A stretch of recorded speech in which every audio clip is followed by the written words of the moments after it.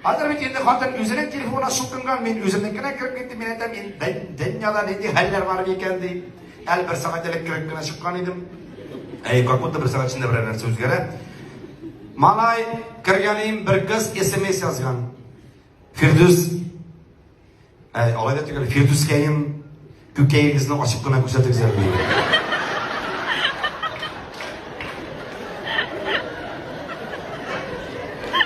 Billahi.